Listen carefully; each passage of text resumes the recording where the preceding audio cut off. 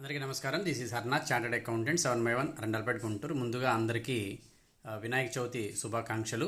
ఆ విఘ్నేశుడు మీకు, మీ వ్యాపారాలకు, మీ కుటుంబంలో ఉన్న అందరికీ కూడా మంచి చేయాలని చెప్పని కోరుకుంటున్నాను.